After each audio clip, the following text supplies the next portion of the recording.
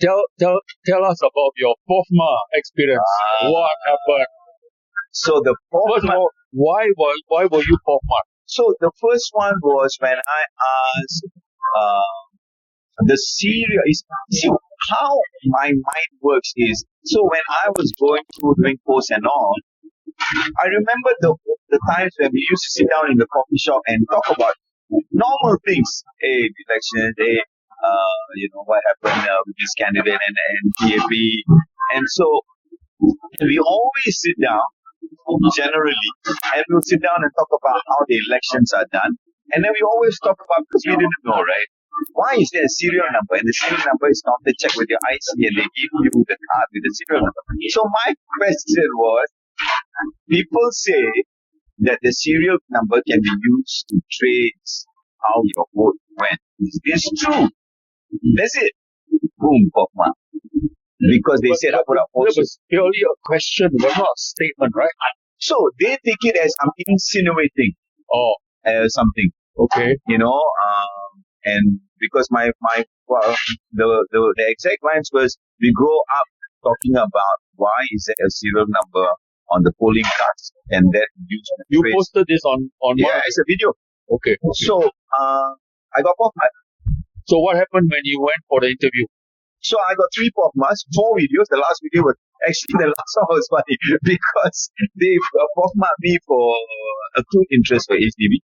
And then I said, if I was wrong in that, why didn't they POFMA me for these two videos that I say that, I don't know whether I can repeat that, but I said, if HDB is not making money, SLA is not making money, then who's making the money? Because Singapore's price of flats is world-class standards. So who's making the money? So this was it. I said, why didn't they POFMA me on that?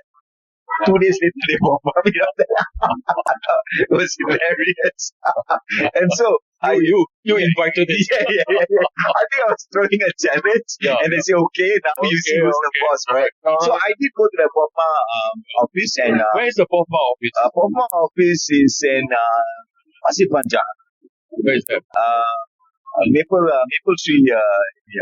It's the office complex. Huge complex. So I think a lot of government offices are there. Nice office though. Well completed and all. I've been there. It's a very modern. Yes. Very high tech, right? Very high tech. So and the offices were very nice, very cordial, very courteous. Yeah. And so but the questions, I don't know whether I can say it. It was kind of like, they were not specific to the issue. So this is what kind of... They're trying to get to know you. Maybe they were doing a psychological evaluation, and me being an idiot, I didn't realize that. And I'm saying, ask me the question. Ask me the question. Ask me the question. Yeah. So they say, just answer what we ask you. So I think it was more of a psychological evaluation.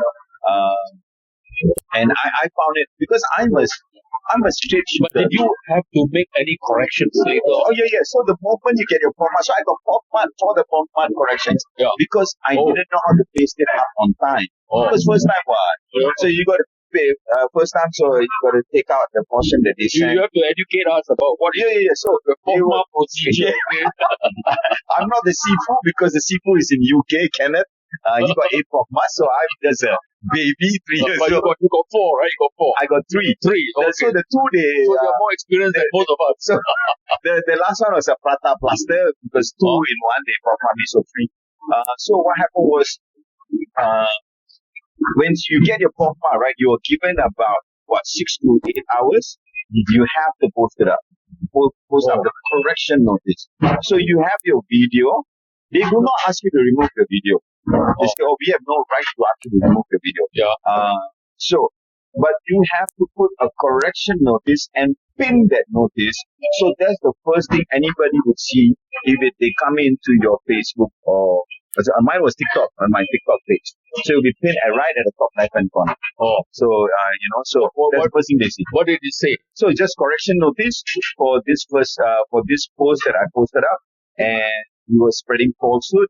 And he said this, and then said this is not true and blah blah blah. So those wording was your wording or their Yes, wording? yes, I yes, see. yes. We have pasted it up. Yeah. So that's why I didn't know how to, cut and paste and all that. So I had a bit of problem.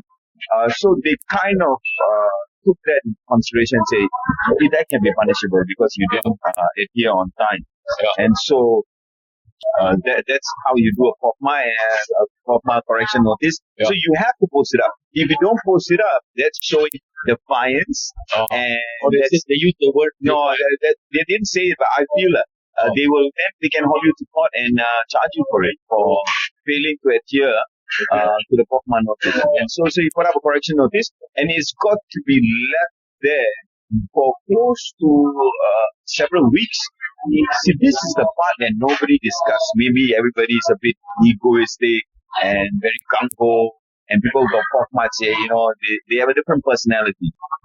But what it does, it actually puts the person under POFMA under tremendous public pressure. And the mental audit you have to go through, because it was new for me. Even coming into the space of the political arena was new, right? So this was another shocker for me.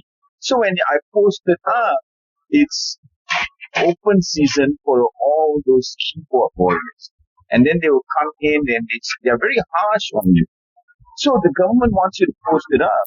But you see, the kind of remarks and comments I was getting was atrocious. They were talking about my wife, they were talking about my child, they were talking about my family. They were saying things like, who are these people? Oh, they are keyboard warriors. You don't know who they are, but they come in groups and all, they start slamming you. And they say, oh, you got POFMA, you go to prison, don't worry, we'll get somebody to take care of your wife. They talk things like that. So my character is, once I got my POFMA, I was like, wait, what's this, man? You kind of backpedal a bit because you're not used to it. And then you wake up one of the, after 2 days and say, hey, listen, I had a chat with myself. Listen, I got this because I was doing something I believed in. And so I have to make sure I'm ready for this.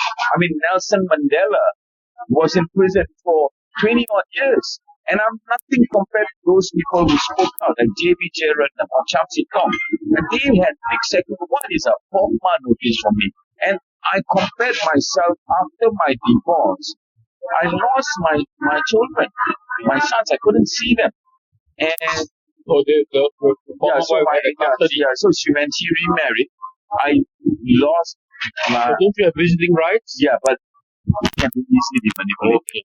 Very easily be manipulated. So, and then I was under severe depression. I was suicidal because I'm very, very close to my sons, and so especially my eldest boy. So I was contemplating suicide, but then that's why when I found God again, and so I compare the situation I had right now to back then. I didn't go to work, no money. I was staying in a friend's house. This was over 10 years ago. Yeah, so I used to walk from Tampines, staying in a friend's house, Strangled, where just to see my boy.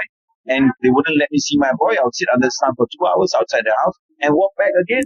So I compare myself to what I'm going through now. It's nothing, man. Yeah. So it's a POFMA. But God has still given me good friends. I have a family. And so I got this for fighting for something I believe in.